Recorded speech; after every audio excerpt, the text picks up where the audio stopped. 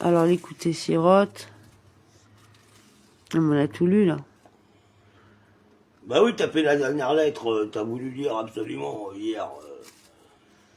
Il y a quoi d'autre? Attends. Non, l'autre, ce que t'avais trouvé, la paracha, là, qu'on avait relu toute la paracha, là, Dans quoi? la semaine dernière. Reviens là, sors de là. Sors de... Mais, Je sors de là? ouais. Ah. La Mishnah?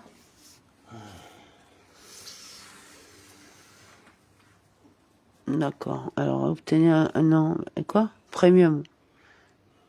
Obtenir un abonnement premium gratuit pendant 6 mois. Non, on veut pas d'abonnement gratuit. Ah, et puis, on sort de là comment, là? Non. T'es obligé de...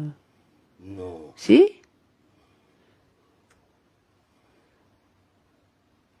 Non, t'es obligé de... Ah oui, carrément, ça devient payant. Non. Partager l'application 10 fois avec d'autres.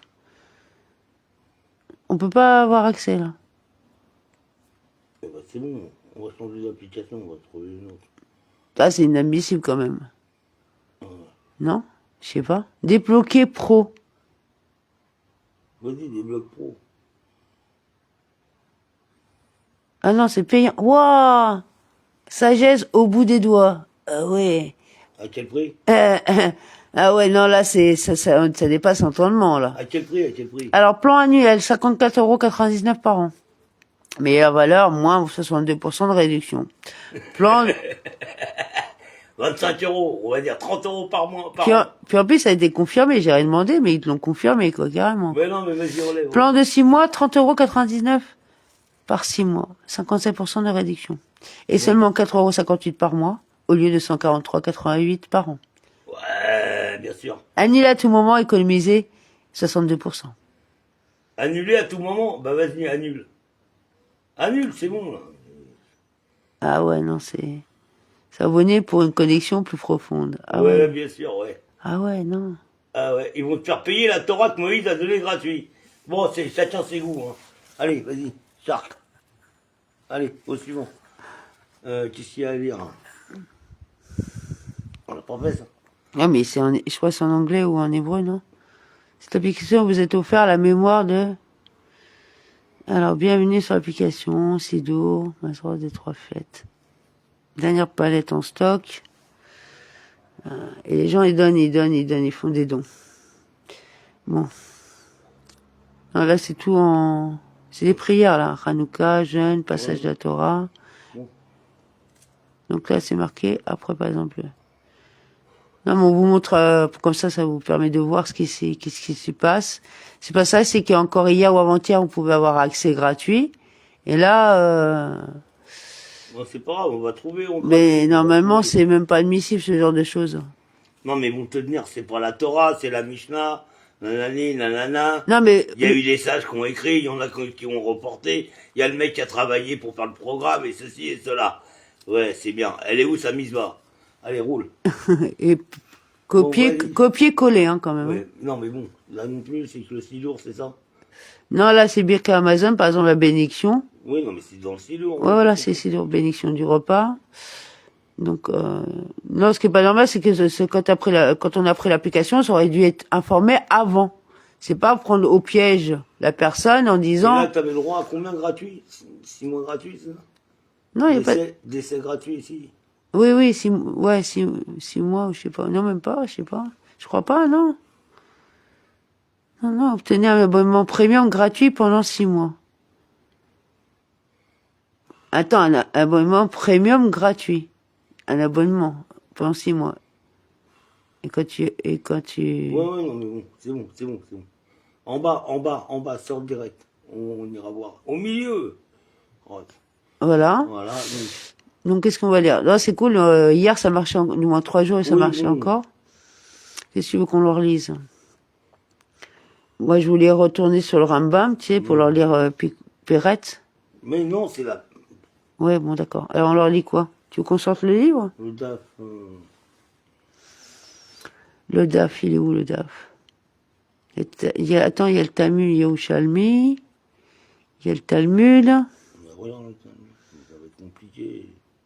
Bra- Ça va les, être compliqué. attends, alors t'as les brachot, les Shabbat, Eruvin. Ah tiens, Pesarim. Chez Kalim.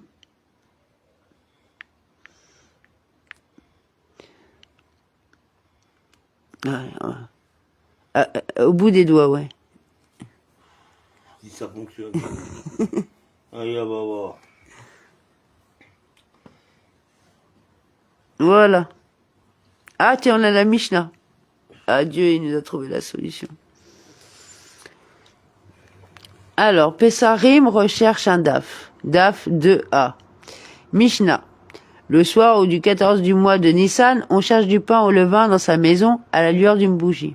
Tout endroit dans lequel on apporte généralement pas de pain au levain ne nécessite pas de fouille, car il est peu probable qu'il y ait du pain au levain.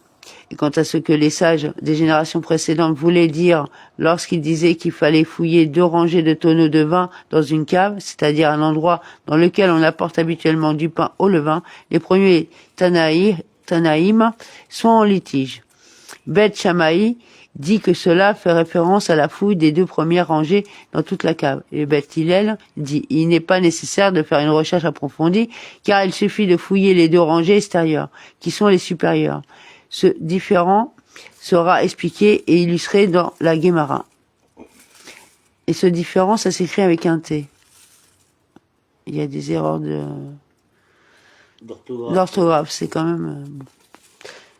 C'est la traduction qui m'a remis des erreurs d'orthographe que des erreurs de diction, non? Bon, allez. Ouais. Gemara. La Gemara demande quelle est la signification du terme, ou traduit par le soir 2. La Gemara apporte 2 réponses. Rav Una a dit, cela signifie lumière, et Rav Yehuda a dit, dans ce contexte, cela signifie soir. À première vue, il pourrait vous venir à l'esprit de suggérer que celui qui a dit lumière signifie que l'on cherche le levain à la lumière réelle du jour, le matin du 14 Nissan, et que celui qui a dit soir fait référence au véritable soir du 14. Pour clarifier le sens du mot où la Gemara analyse des versets bibliques et des déclarations rabbiniques, la Gemara soulève une objection à partir d'un verset. Dès que le matin fut, où les hommes furent renvoyés, eux et leurs ânes. Genèse 44, 3. Apparemment, c'est le jour. La Gemara rejette cette affirmation. Est-il écrit? La lumière était le matin? Le matin était léger, est écrit. Dans ce contexte, où est-ce qu'un verbe n'est pas un nom?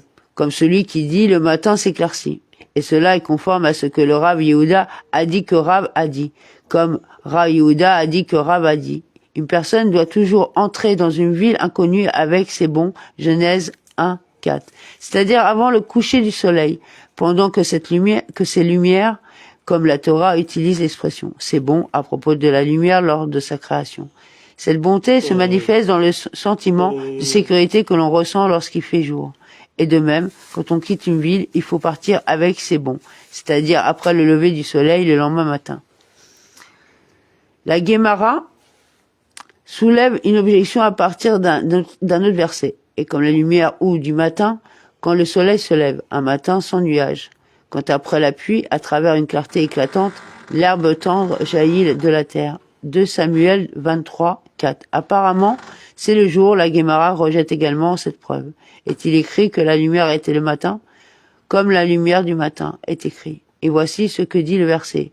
Et autant la lumière du matin de ce monde brille à son apogée, ainsi sera le lever du soleil pour les justes du monde à venir. Car en ces jours-là, la lumière du soleil sera 7 fois plus forte qu'aujourd'hui. Voir Ésaïe 30, 26. La Gemara soulève une objection, et Dieu appela le ou jour, et les ténèbres il appela nuit. Genèse 1, 5. Apparemment, c'est le jour. La Gemara rejette également cette preuve. C'est ce que dit le verset. Dieu a appelé la lumière qui avance jour.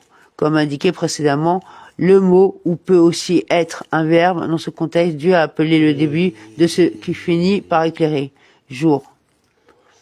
La Gemara conteste cette explication. Cependant, si tel est le cas, la suite du verset « et les ténèbres qui appellent nuit » doit être comprise comme signifiant « il a appelé les ténèbres qui avancent nuit », avant même qu'il ne fasse réellement nuit. Cependant, cela ne peut être l'interprétation correcte du verset, car Nous maintenons qu'il fait jour jusqu'à l'émergence des étoiles, puisque les étoiles n'apparaissent qu'après que le ciel commence à s'assombrir. L'avancée du soir ne peut pas être définie comme faisant partie de la nuit.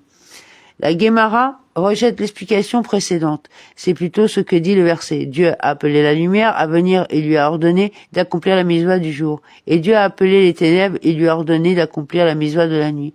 Appeler dans ce contexte ne signifie pas donner un nom. Cela signifie qu'il a ordonné au jour et à la nuit d'accomplir leurs fonctions caractéristiques.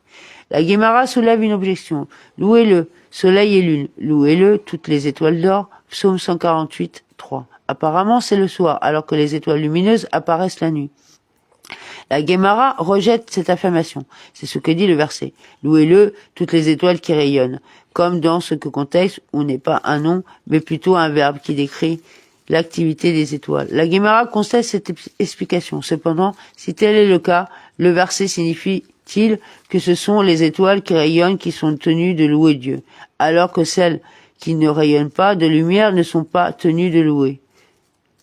Mais n'est-il pas écrit dans le verset précédent, louez-le, toutes ces légions, indiquant que toutes les étoiles devraient louer Dieu? Cette expression, les étoiles de lumière, vient plutôt nous apprendre que la lumière des étoiles est aussi considérée comme lumière. La Guémara demande, quelle est la différence pratique qui ressort du fait que la lumière des étoiles est classée comme lumière? La Guémara répond, c'est significatif à l'égard de celui qui fait le vœu de ne tirer aucun bénéfice de la lumière, il est nécessaire de définir précisément ce que recouvre le terme lumière, comme nous l'avons appris dans une Mishnah. À celui qui jure de ne tirer aucun bénéfice de la lumière, il est interdit de bénéficier même de la lumière des étoiles. La Guémara soulève une objection. Un meurtrier se lève avec le ou pour tuer les pauvres et les nécessiteux. Et la nuit, il est comme un voleur. Job 24, 14. Daf 2b. Du fait que la fin du verset déclare « Et dans la nuit, il est comme un voleur ». Apparemment, le mot « ou » au début du verset fait référence au jour, car le verset oppose nuit et « où » la Guémara rejette cette affirmation. Voilà ce que dit le verset. Si pour vous la chose est aussi claire que légère que le voleur est entré dans la maison prêt à ôter la vie, c'est un meurtrier. Et le propriétaire de la maison peut se sauver en ôtant la vie à l'intrus.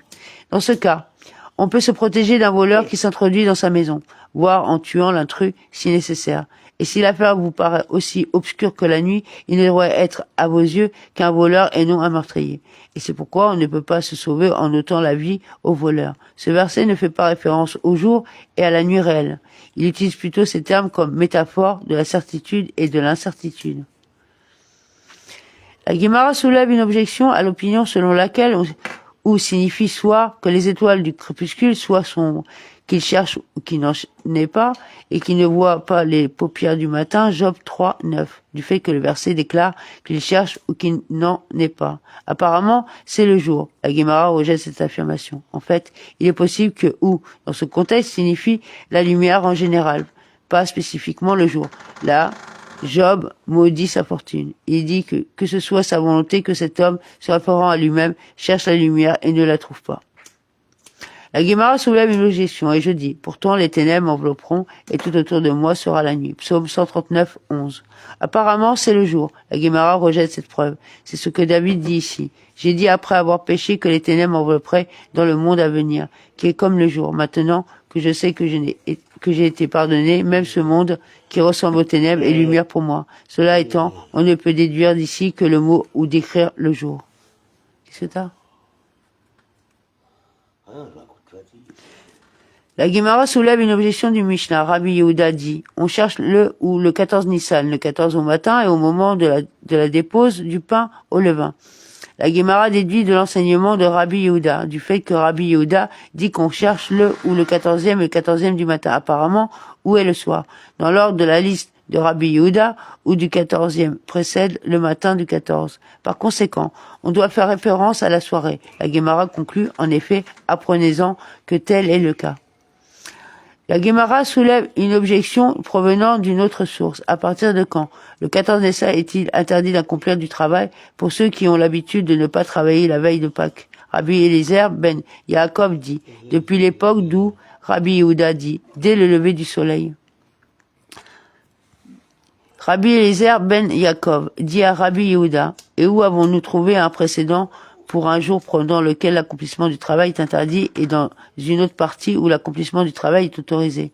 Si comme vous le prétendez, l'interdiction de travail ne prend effet qu'à partir du lever du soleil, alors que le 14 Nissan commence avec l'apparition des étoiles la veille au soir.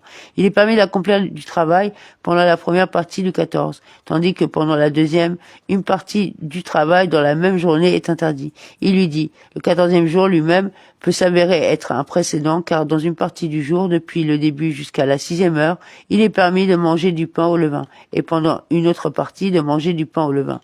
Le pain au levain est interdit. En ce qui concerne le sujet en discussion, la Guémara déduit du fait que Rabbi Yehuda dit qu'il est interdit d'effectuer un travail dès le lever du soleil. Apparemment, le mot ou que dit Rabbi Eliezer ben Yaakov fait référence au soir. C'est une preuve supplémentaire que ou signifie nuit. La Guémara rejette cette affirmation. Non, ceci n'est pas une preuve. Qu'entend-on par ou? Cela signifie l'aube. Le débat de Tanaïm n'est pas de savoir si l'interdiction du travail commence la nuit ou le matin. Au contraire, ils ne s'entendent pas sur la question de savoir si le travail est interdit dès l'aube ou seulement dès le lever du soleil. La Guémara conteste cette hypothèse. Si tel est le cas, considérez ce que Rabbi Eliezer ben Yaakov a dit à Rabbi Yehuda, où avons-nous trouvé un précédent pour un jour, dans une partie duquel l'accomplissement d'un travail est interdit, et dans une autre partie où l'exécution du travail est-elle autorisée? Qu'ils se disent, n'y a-t-il pas une nuit pendant laquelle Rabbi Eliezer ben Yaakov lui-même permet d'accomplir un travail de nuit? Il ne soulèverait certainement pas de difficulté contre l'opinion de Rabbi Yehuda, qui est tout aussi difficile selon sa propre opinion. La Guémara rejette cette affirmation. Voici ce que dit Rabbi Eliezer ben Yaakov. Certes, selon mon avis, je trouve des situations dans lesquelles les sages distinguaient le jour de la nuit précédente, comme nous l'avons appris dans une Mishnah à propos d'un jeûne communautaire indulgent. Jusqu'à quand peut-on manger et boire avant le jeûne? Il est permis de manger et de boire jusqu'à l'aube. C'est la déclaration du rabbin Eliezer ben Yaakov. Rabbi Shimon dit, on peut manger jusqu'au chant du coq qui précède l'aube. Dans ce cas, les sages faisaient la distinction entre le jour et la nuit. Or, selon vous, où trouve-t-on une halakha par rapport à laquelle les sages ont divisé la journée elle-même? Rabbi Yehuda dit à Rabbi Eliezer ben Yaakov, le jour du 14 lui-même peut prouver mon opinion. Car pendant une partie de celui-ci, la consommation de pain au levain est autorisée, et pendant une partie de la consommation du pain au levain est interdit. La Guémara commente, Rabbi Yehuda a bien parlé à Rabbi Eliezer. Comment le rabbin Eliezer ben Yaakov peut-il contrer cette affirmation? La Guémara répond que voici ce que lui répond Rabbi Eliezer. Je vous ai dit l'interdiction du travail qui est par la loi rabbinique, et vous m'avez dit l'interdiction du pain au levain qui est par la loi de la Torah. En ce qui concerne une interdiction de la Torah, il est possible que, jusqu'à présent, Dieu est interdit de le faire et que jusqu'à ce point, Dieu est permis de le faire, car la lara est déterminée par un décret de la Torah. D'un autre côté, les interdits rabbiniques sont édictés au sein de la catégorie clairement définie. Dans ce cas, une journée entière. La Guémara demande et quelle est la réponse de l'autre sage Rabbi Yehuda à cette affirmation? La Guémara répond, Rabbi Yehuda note que les heures pendant lesquelles l'interdiction du levain est en vigueur le matin du 14 sont déterminées par la loi rabbinique. Bien qu'il soit interdit par la loi de la Torah de manger du levain à partir de midi. La distinction dans la matinée entre le moment où l'on peut consommer du levain et le moment où l'on peut en tirer profit, mais ne pas le consommer est déterminé par les sages. Apparemment, les sages instituent des ordonnances qui s'appliquent à une partie de la journée. La Guémara demande, et comment l'autre sage, Rabbi Eliezer ben Yaakov, peut-il répondre à cette affirmation? La Guémara répond, Rabbi Eliezer ben Yaakov dirait que dans ce cas, les sages ont établi une mesure préventive pour une loi de la Torah. Et les décrets de ce type ne sont parfois en vigueur que pendant une partie de la journée. En revanche, lorsque les sages instituaient des ordonnances indépendantes, ils le faisaient invariablement pendant toute la journée. En tout cas, cette source ne prouve pas de manière concluante qu'il s'agit du soir. La Guémara soulève une objection. Les messagers de la cour allument des torches au sommet des montagnes pour signaler que la cour a sanctifié et établi un nouveau mois, seulement pour un mois apparu à son heure. Le 30e jour du mois précédent pour le sanctifier à ce jour-là. Et quand les messagers allument-ils ces torches? Ils les allument le jour supplémentaire, à la fin du 30e jour, depuis le début du mois précédent, jusqu'au soir du 31e jour. Le 30e jour est appelé jour supplémentaire car il est parfois ajouté au mois précédent, qui autrement comprendrait 29 jours. Apparemment, c'est le soir car les messagers de la cour n'allumeraient certainement pas les feux de joie pendant la journée. La Guémara conclut, en effet, apprenez-en que tel est le cas. La Guémara soulève une objection. Si un prêtre restait debout toute la nuit et sacrifiait les membres des offrandes sur l'autel dans l'aura, il lui est demandé de sanctifier à nouveau ses mains et ses pieds, en les lavant dans l'aube du bassin. C'est la déclaration du Rabbi Yehuda Hanazi. Dès qu'une nouvelle journée commence, le prêtre doit se laver les mains et les pieds dans la bassine, condition préalable au service de chaque jour. En ce qui concerne la question en discussion, apparemment on signifie jour. La Guémara rejette cette affirmation. Ceci n'est pas une preuve concluante, car aura est différent et il fait effectivement référence au jour. Cependant, le mot peut encore faire référence à la soirée. Mahar Sutra soulève une objection. Daf 3a.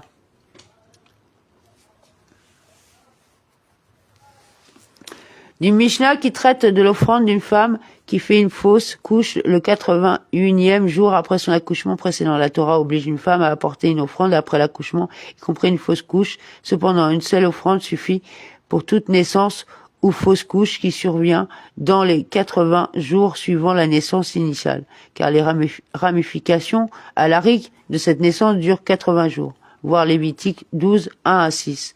La Mishnah citée traite du cas limite d'une femme qui fait une fausse couche dans la nuit du 88e jour suivant l'accouchement. Beth Shammai l'exempte d'apporter une autre offrande, comme l'offrande qu'elle a apportée pour l'accouchement précédent, l'exemple d'en apporter une autre pour la fausse couche. Et Beth Hillel l'oblige à apporter une seconde offrande. Beth Hillel dit à Beth Shammai, quelle est la différence entre le jour du 81e et le jour du 81e? S'ils sont égaux en ce qui concerne la halakha de l'impureté rituelle, c'est-à-dire que le sang de cette femme n'est plus rituellement pur et que toutes les restrictions dans le standard de l'impureté rituelle s'appliquent à elle. Les deux périodes ne seront-elles pas égales en ce qui concerne la offrir également? En ce qui concerne la signification de ou, d'après le fait que Beth Hillel a dit à Beth Shammai, quelle est la différence entre du 81e et le jour du 81e? Apprenez-en que ou est la nuit. En effet, apprenez-en que ou signifie nuit. La Guémara soulève une objection quant au sens du mot ou à partir du berata. On aurait pu penser qu'une offrande de paix, qui peut être consommée pendant 2 jours, peut également être mangé à partir du 3e jour. Et c'est une dérivation logique qui mène à cette conclusion. Comment cela? Les autres offrandes, par exemple, les sacrifices pour le péché, sont consommés pendant 1 jour, et les offrandes de paix sont consommées pendant 2 jours. De même que là-bas, pour les autres offrandes, la nuit suit le jour précédent, c'est-à-dire que l'offrande peut être mangée pendant le jour et la nuit suivante. De même ici, en ce qui concerne les offrandes de paix, on dit que la nuit suit le jour, et décide qu'ils peuvent être mangés la nuit qui suit le 2e jour. C'est pourquoi le verset déclare, « Et lorsque vous offrirez un sacrifice de prospérité à Dieu, vous le sacrifierez de votre propre gré. On le mangera le jour même où vous le sacrifierez le lendemain. Et s'il en reste jusqu'au 3e jour, il sera brûlé au feu. » Lévitique 19, 5 à 6. Ce verset signifie qu'il peut être mangé pendant qu'il fait encore jour, c'est-à-dire pendant le 2e jour, et qu'il ne peut pas être mangé le 3e jour. La Berata continue. Si une offrande de paix ne peut être consommée au-delà du 2e jour, on aurait pu penser qu'elle devrait être brûlée immédiatement après la fin du 2e jour. Et c'est aussi la conclusion d'une dérivation logique. D'autres offrandes on mange pendant 1 jour et une nuit. Les offrandes de paix sont mangées pendant 2 jours et une nuit. De même que là-bas, les offrandes sont brûlées immédiatement après la fin de l'heure autorisée pour le repas. Le matin du 2e jour, de même ici, en ce qui concerne les offrandes de paix. On pourrait dire qu'elles doivent être brûlées immédiatement après l'heure autorisée pour le repas. Le repas se termine le soir après le 2e jour.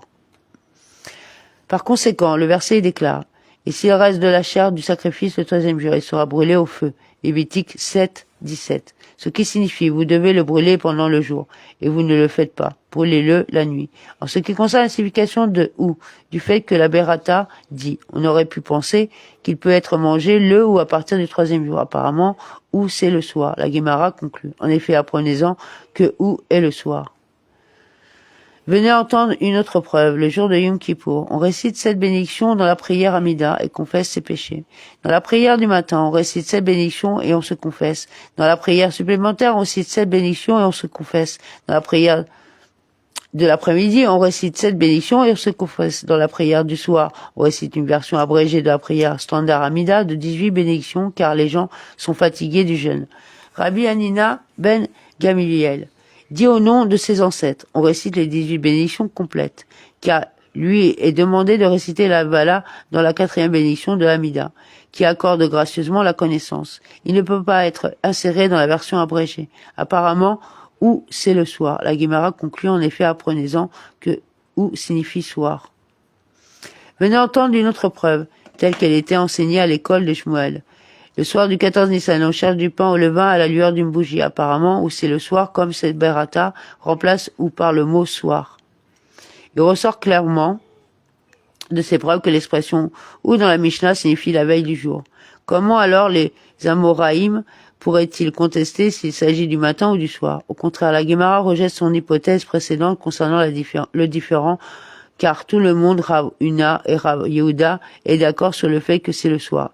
Et ils ne sont pas en désaccord en ce qui concerne la halara. Cependant, se mettre à énoncer la halara conformément à l'expression acceptée à sa place. Et se mettre à énoncer la halara conformément à l'expression acceptée à sa place. Chez Rav Una, on appelle la lumière du soir, et chez Rav Yehuda, on l'appelle nuit, bien que les deux termes fassent référence à la même période. La Guémara demande, et le Tana de notre Mishnah, quelle est la raison pour laquelle il n'y a pas explicitement enseigné la nuit du 14e comme elle était enseignée à l'école de Shmuel? La Guémara répond, il a employé un euphémisme, puisque le Tana de notre Mishnah ne voulait pas mentionner les ténèbres. Il a préféré le terme pour désigner la nuit du 14e. Et cela est conforme à une déclaration de Rabbi Yehoshua ben Lévi. Comme l'a dit Rabbi Yehoshua ben Lévi, une personne ne devrait jamais exprimer une matière grossière, car la formulation d'un verset a été déformée par l'ajout de 8 lettres plutôt que de le laisser exprimer une matière grossière, comme il est dit, des animaux purs et des animaux qui ne sont pas purs. Asher, Enena, Théora. Genèse 7-8. Pour éviter d'utiliser le terme hébreu pour impur, Téméra, qui est composé de 4 lettres, tête, même, aleph, et. Le verset a remplacé le terme par l'euphémisme signifiant qu'ils ne sont pas purs, qui s'écrit avec 12 lettres, aleph, shin, resh, aleph, yud, nun. Nun, est, tête, et, resh, et.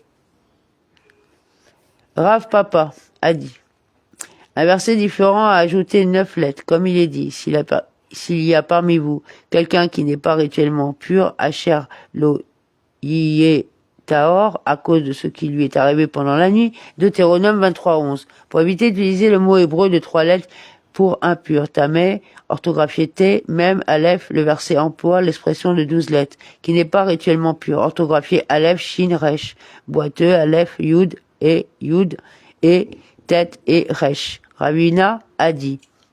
Le verset ajoute en fait 10 lettres à cause de la lettre vav du mot tahor, car le mot est orthographié sous sa forme pleine. Rav Bar Yaakov a dit encore un autre verset ajoute 16 lettres, comme il est dit, car il a dit quelque chose lui est arrivé, il n'est pas rituellement pur. Il n'est sûrement pas rituellement pur, Bilti Tahor Uki Lo Tahor. 1 Samuel 20-26, pour éviter d'utiliser le mot de 3 lettres tamé. Le verset emploie la phrase de 19 lettres. Il n'est pas rituellement pur, il n'est sûrement pas rituellement pur. Orthographié, bet, lamed, tav, yod, tête, et vav, resh, et vav, aleph, kaf, yud, boiteux, aleph, t, et vav, resh. De même, une berata était enseignée à l'école de Rabbi Ishmael. On doit toujours converser par euphémisme, comme on le retrouve dans les versets suivants, la première, et quelle que soit la selle sur laquelle le zav monte sera rituellement impur, Lévitique 15-9, qui traite de l'impureté conférée par un zav à un objet sur lequel il est assis, appelle cette action monter à cheval. Et le verset, et quiconque touche quelque chose sur lequel elle est assis, Lévitique 15-22, qui traite de l'impureté rituelle parallèle d'une femme. Un zava appelle l'action assise, puisque l'équitation est légèrement humiliante pour une femme, car elle applique un écartement impudique des jambes. Le verset évite le terme équitation et choisit de véhiculer l'image plus modeste de la position assise. Et il est dit dans un autre verset, et vous choisirez le langage des rusés. Job 15, 5. Ce qui signifie qu'il faut être intelligent lorsqu'il parle et éviter les expressions inappropriées. Et il est dit dans un autre verset, mes paroles témoigneront de la droiture de mon cœur et de ce que mes lèvres savent. Elles le diront sincèrement. Job 33, 3. C'est pour ça qu'il y avait des gens qui se mettaient sur le côté. La Guémara demande quelle est la nécessité des preuves des deux versets supplémentaires introduits par la phrase. Et il est dit, la Berata a déjà prouvé son point de vue à partir des versets concernant Zav et Zava. La Guémara répond, les versets supplémentaires sont nécessaires de peur que vous ne disiez, cette exigence d'utiliser un langage clair s'applique uniquement dans la langue écrite dans la Torah. Mais dans les formulations rabbiniques, non, il n'y a aucune obligation d'utiliser un langage clair. Pour contrer cet argument, le Tana dit, venez écouter, il dit, et vous choisirez le langage des rusés. Ce qui indique que ce principe s'étend au-delà du langage de la Torah.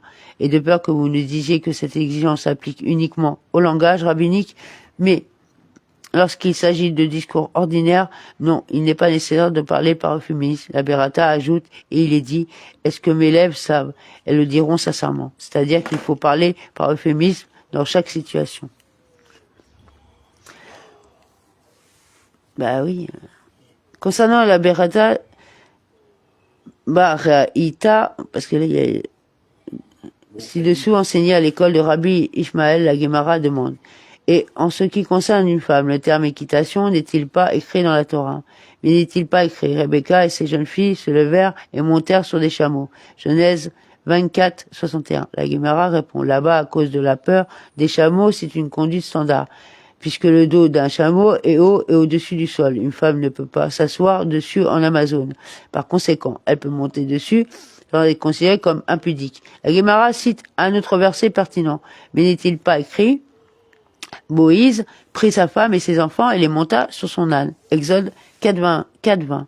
La Guémara répond, là, malgré le fait que sa femme était également sur l'âne, le verset emploie le langage de l'équitation. Daf 3b. À cause de ses enfants, car il est courant que les enfants montent à cheval. La Guémara soulève une autre difficulté, mais n'est-il pas écrit à propos d'Abigaïl? Et il fut ainsi lorsqu'elle monta sur son âne et descendit par le refuge de la montagne. 1 Samuel 25, 20. Ce verset emploie le langage de l'équitation en référence à une femme sur un âne. La Guémara répond, là-bas, à cause de la peur de la nuit, il est courant qu'une femme monte à cheval et ne se contente pas de s'asseoir sur l'âne. Et si vous le souhaitez, dites plutôt, il n'y a aucune considération due à la peur de la nuit qui expliquerait pourquoi elles étaient autorisées à monter à cheval de manière régulière. Il y a plutôt une considération due à la peur de David. Et si tu le souhaites, dit plutôt, il n'y a pas non plus de considération due à la crainte de David. Cependant, il y a une considération due à la peur de la pente lors de la descente de la montagne. La Guémara demande, mais le mot impur n'est-il pas écrit dans la Torah? Apparemment, la Torah n'utilise pas systématiquement d'euphémisme et le mot impur apparaît effectivement régulièrement. Au contraire, partout où deux phrases sont de longueur égale, le verset utilise un euphémisme. Partout où les mots de l'euphémisme sont plus nombreux, nécessitant une description plus longue, la Torah parle en utilisant un langage concis, conformément à ce que Rav Huna a dit que Rav a dit. Et certains disent que c'est Rav Huna qui a dit que Rav a dit au nom du Rabbi Meir. Une personne doit toujours enseigner à son élève de manière concise.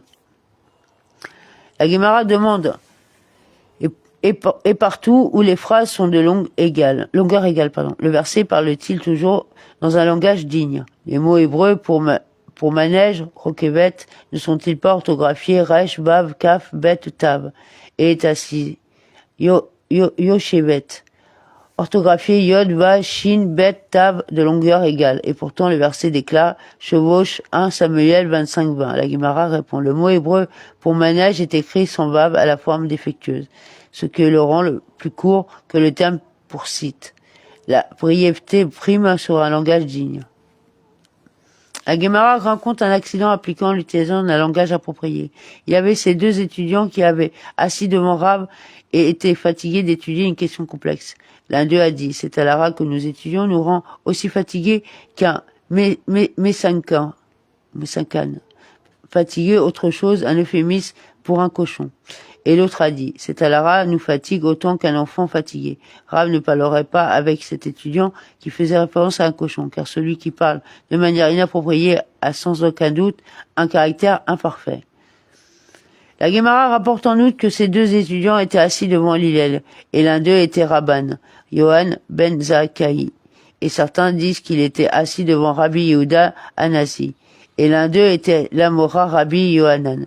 L'un d'eux dit, pour quelle raison faut-il veiller à récolter les raisins dans un état de pureté rituelle, en insistant sur l'utilisation de récipients purs et ne pas récolter les olives dans un état de pureté rituelle? Et l'autre a dit la même chose, mais il a formulé différemment. Pour quelle raison faut-il récolter les raisins dans un état de pureté rituelle? Mais peut-on récolter les olives dans un état d'impureté rituelle?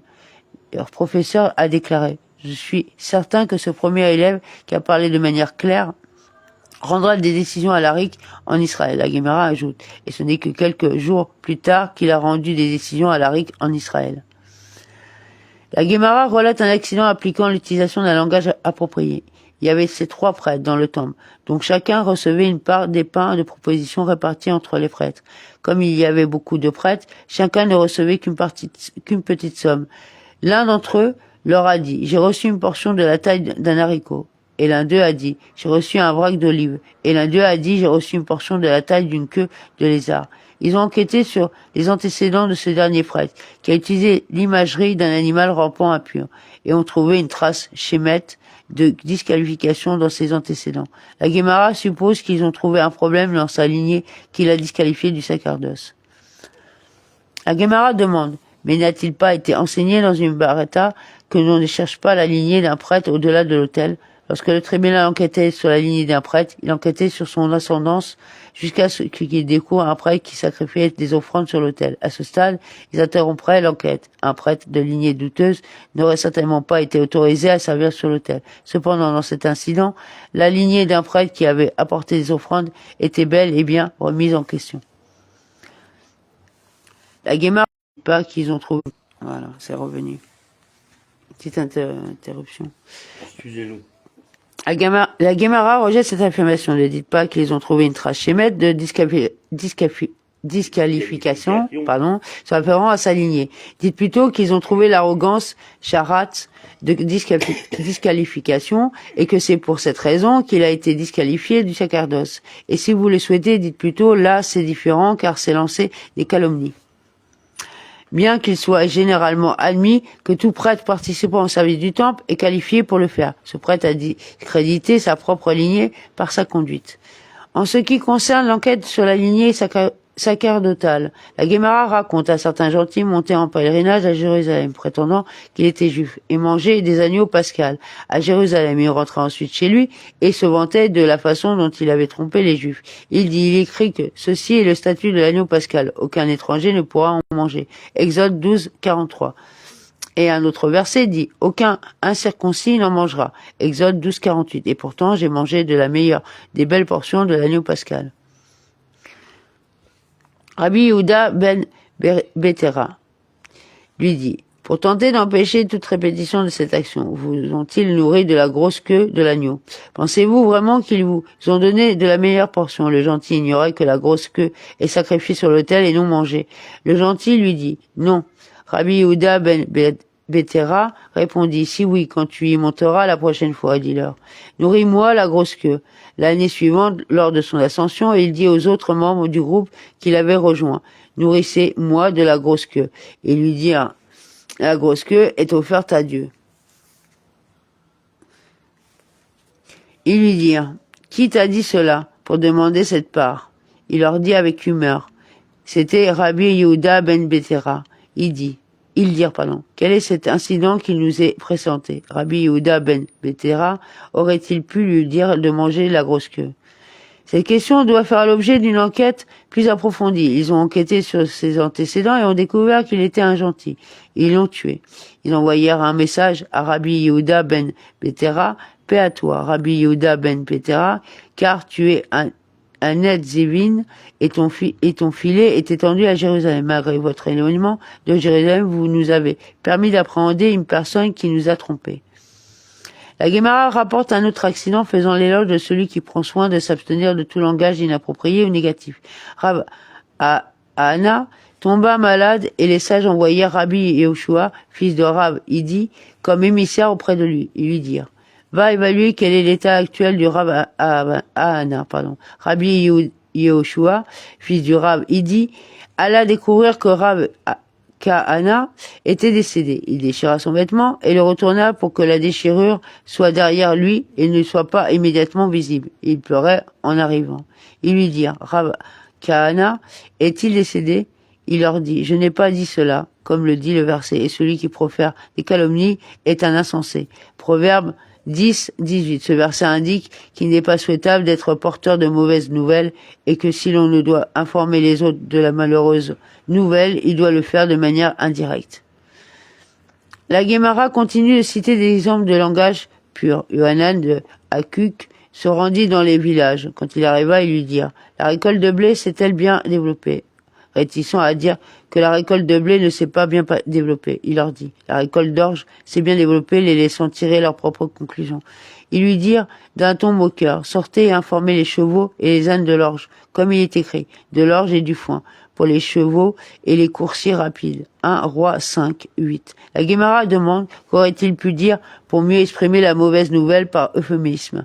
La Guémara répond, il aurait pu dire la récolte de blé de l'année dernière s'est bien développée. Alternativement, il aurait pu dire que la récolte de lentilles de cette année, qui sert également de nourriture aux humains, s'est bien développée cette année. DAF 4a.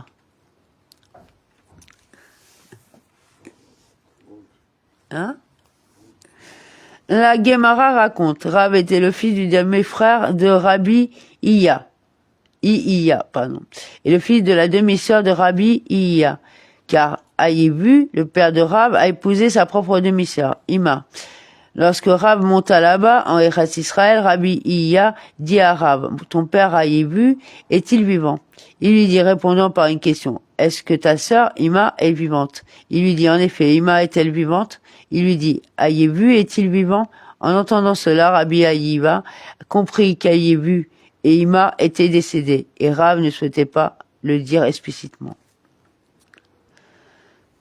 Rabbi Iya dit à son serviteur, enlève mes chaussures et porte mes vêtements après moi, jusqu'au bain public. La Guémara commente, apprenez des instructions du rabbin Iya, 3 à la rote. Apprenez-en qu'il est interdit à une personne en deuil de porter des chaussures. C'est pourquoi il a ordonné à son serviteur d'enlever ses chaussures. Et apprenez-en que pour les nouvelles lointaines, le deuil ne se pratique qu'un seul jour.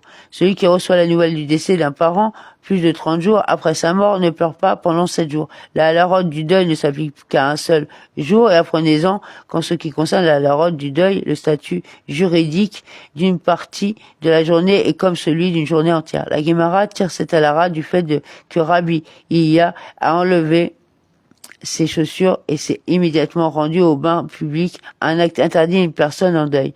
Il a été autorisé à le faire car les restrictions liées à la période de deuil n'étaient plus en vigueur après une courte période sans chaussures. Concernant la précision requise dans le langage, la Guémara raconte, un certain homme disait régulièrement chaque fois qu'il était impliqué dans un conflit. Jugez de mon cas du nu d'Ini. Les sages ont dit, apprenez-en qu'il descend de la tribu de Dan, comme il est écrit, Dan jugera Yadin, son peuple comme l'une des tribus d'Israël. Genèse 49, 16. Il s'est exprimé ainsi en raison de sa lignée. La Guémara raconte un accident similaire. Un certain homme marchait régulièrement et disait, les buissons au bord de la mer sont des cyprès, géonymes, c'est-à-dire que les objets situés au bord de la mer sont plus beaux que ceux trouvés ailleurs. Ils examinèrent sa lignée et découvrirent qu'il descendait de la tribu de Zabulon. Comme il est écrit, Zabulon habitera au bord de la mer. Genèse 49, 13. Cela explique son amour pour tout ce qui est proche de la mer. La Guémara revient sur la question de la recherche du levain. Et maintenant que nous soutenons que tout le monde est d'accord sur la parole ou dans la Mishnah, et le soir, considérez ce qui suit. Après tout, tant selon l'avis de Rabbi Yehuda que selon celui de Rabbi Meir, qui ne sont pas d'accord en ce qui concerne le délai décrété par les sages doivent retirer tout levain. Il est interdit de tirer profit du pain au levain, par la loi de la Torah seulement à partir de la 6e heure de la journée. Et si c'est le cas, cherchons le levain à 6 heures du jour et éliminons le levain à ce moment-là. Et pour ne pas dire que cette halara est conforme au principe selon lequel les vigilants sont précoces dans l'accomplissement des mitzvot, cherchons le matin. Le principe, les vigilants sont précoces dans l'accomplissement des mitzvot est dérivé comme il est écrit, et le 8e jour, la chair de son prépuce sera circoncise. Lévitique 12.3. Et il a été enseigné dans le Beretta, la journée entière est propice à l'accomplissement de la mitzvah de la circoncision. Cependant, les vigilants accomplissent tôt les mitzvahs et circoncis le matin, comme il est dit à propos de la liaison d'Isaac. Abraham se leva de bon matin, Genèse 22.3. Après avoir entendu l'ordre de Dieu, cela indique qu'Abraham s'est levé très tôt dans son empressement et a accompli le commandement de Dieu. La Gemara cite une réponse à sa question initiale de savoir pourquoi la recherche du levain n'est pas effectuée le matin. Rav Naaman bar Israq a dit: on cherche du levain le soir car c'est le moment où les gens se retrouvent chez eux et ils ont la possibilité d'effectuer la recherche. De plus, la lumière de la lampe est favorable pour effectuer une recherche dans la batterie.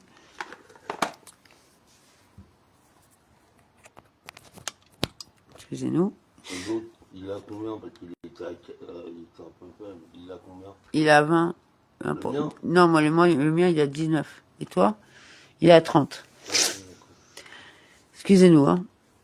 Alors, la Gemara cite une réponse à sa question initiale de savoir pourquoi la recherche du levain n'est pas effectuée le matin. Rav Naaman bar Israq a dit: on cherche le levain le soir car c'est le moment où les gens se retrouvent chez eux. Ils ont la possibilité d'effectuer la recherche. De plus, la lumière de la nuit est favorable pour effectuer une recherche spécifiquement la nuit. La recherche s'effectuant avec une lampe, il est préférable de chercher la nuit. Abeille a dit: par conséquent, à la lumière de la halakha ci-dessus, un érudit de la Torah ne devrait pas commencer sa période d'étude de la Torah habituelle le soir à la fin du 13 Nissan, c'est-à-dire le soir du 14, car il pourrait devenir absorbé. Dans la halakha, il étudie et se verra empêché d'accomplir la mitzvah de rechercher le levain. Ils ont soulevé un dilemme devant Rav Naaman bar Israq concernant celui qui loue une maison à un autre le 14 Nissan, à qui incombe-t-il de chercher du levain? Est-il obligé au bailleur de chercher du levain, puisque le pain au levain est à lui? Ou peut-être incombe-t-il au locataire de chercher, puisque la source de l'interdiction est dans son domaine, puisqu'il habitera à la maison pendant la Pâque? Il répondit: venez entendre la réponse d'un Beretta. Quant à celui qui loue une maison à un autre, l'obligation incombe au locataire d'y apposer une mezouza. Apparemment, la personne qui loue la maison est tenue d'accomplir les mitzvot liées à la maison. La Gemara rejette cette preuve. Là, dans le cas de la mezouza, Rav Mesha Shia n'a-t-il pas dit: apposer une mezouza est l'obligation du résident? Le fait est-il que le propriétaire d'une maison inhabitée n'est pas obligé d'apposer une mezouza sur ses portes? Si tel est le cas, la question demeure: quelle est la lara ici? Pardon. Le Rav Naaman bar Israq leur dit que nous avions déjà appris la résolution de ce dilemme dans une Beretta. Celui qui loue une maison à un autre, si avant de remettre les clés au locataire commençait le 14e Nissan, l'obligation incombe au bailleur de chercher du levain. Et si c'est après qu'il lui a remis les clés que le 14e a commencé, l'obligation incombe au locataire de chercher du levain. Ils ont soulevé un autre dilemme devant Rav Naaman bar Israq concernant celui qui loue une maison à un autre le 14 Nissan. Est-il présumé qu'elle a été fouillée ou n'est-il pas présumé qu'elle a été fouillée? La Gemara demande quelle est la différence pratique entre ces possibilités, qu'il demande au propriétaire de la maison. La Gemara répond: la situation ici est celle où le propriétaire n'est pas là pour lui demander. Le dilemme est de savoir s'il faut ou non imposer au locataire la recherche du levain. Qu'est-ce que la halara, pardon. Le Rav Naaman bar Israq leur dit que nous avions déjà appris la résolution de ce dilemme sur la base d'une Beretta connexe. Chacun est censé témoigner de l'élimination du pain au levain, même les femmes, même les esclaves et même les mineurs, bien qu'on ne compte généralement pas sur ces personnes pour témoigner. On les croit lorsqu'elles témoignent qu'elles ont éliminé le levain. La Gemara demande quelle est la raison pour laquelle on les croit. Daf 4.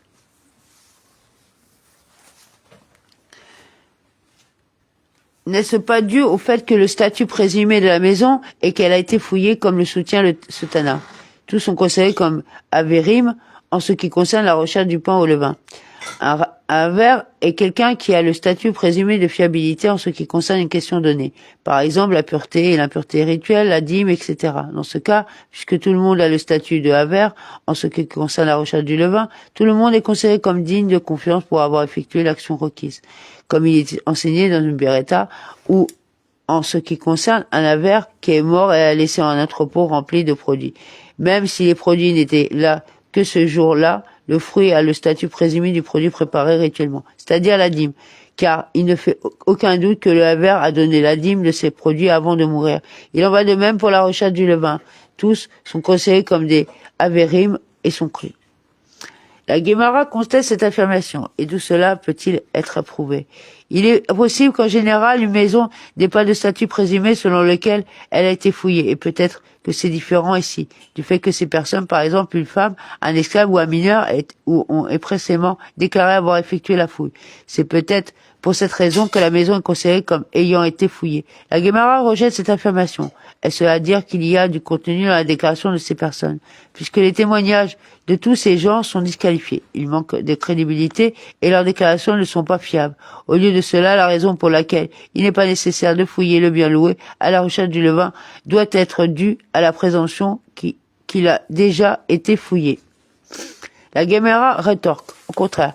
Quelle est la raison pour laquelle il n'est pas nécessaire de rechercher du levain dans la propriété louée?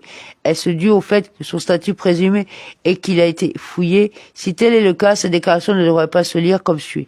Tout le monde est cru, car les femmes, les esclaves ou les mineurs eux-mêmes n'ont aucune crédibilité. Il aurait dû être formulé ainsi, en ce qui concerne toutes les maisons du 14, leur statut présumé est qu'elles ont déjà été fouillées, car c'est la véritable raison de la décision indulgente. La Guémara rejette cette affirmation. Quelle est plutôt l'alternative? Est-ce que cette alara est due à la déclaration de ces personnes et par déduction, si ces personnes ne disent pas que la maison a été fouillée, alors non. On ne peut pas supposer qu'elle a été fouillée. Si tel est le cas, résolvez le dilemme initial à la partie ici, car cela prouve que le statut présumé de la maison n'est pas qu'elle a été fouillée, à moins que quelqu'un ne déclare explicitement que tel est le cas. La Guémara rejette cette conclusion? Non. En fait, je peux vous dire que le 14 Nissan, sa présomption est qu'elle a été fouillée. Et de quel cas s'agit-il ici? Cette alara fait référence à une situation dans laquelle nous présumons que le propriétaire n'a pas fouillé la maison. Et ces femmes, esclaves ou mineurs disent « Nous l'avons fouillée », de peur que vous disiez que les sages ne le croient pas, car ils ne sont pas aptes à en témoigner. La Beretta nous enseigne donc que, puisque la recherche du pain au levain est une ordonnance de la loi rabbinique, comme par la loi de la Torah, une simple nullité de la propriété avant l'interdiction de le levain fait effet et suffisant. Les sages les croient à propos d'une ordonnance instituée par la loi rabbinique. Un dilemme a été soulevé devant les sages. Qu'est-ce qu'il y a? Concernant celui qui loue une maison à un autre pour la Pâque, avec la présomption qu'elle a été fouillée et que le locataire découvre qu'elle n'a pas été fouillée. Quelle est la lara? Elle se considérait comme une transaction erronée et le locataire peut-il résilier la transaction en prétendant qu'il a accepté parce qu'il croyait que la propriété avait déjà été fouillée ou non, ce n'est pas considéré comme une transaction erronée. La Guémara suggère, venez entendre une solution à ce dilemme, comme l'a dit Abeille. Inutile de dire que dans un endroit où les gens ne paient généralement pas de salaire et engagent d'autres pour mener la recherche du levain et où chacun cherche lui-même, une personne préfère pour accomplir lui-même la misva. Cependant, même dans un endroit où les gens payent un salaire et demandent à d'autres de chercher du levain, il ne s'agit pas d'une transaction erronée, car une personne préfère accomplir la misva avec son propre argent. Par conséquent, cela n'est pas considéré comme une transaction erronée, car une personne ne s'oppose pas à devoir accomplir une misva. Ah ouais.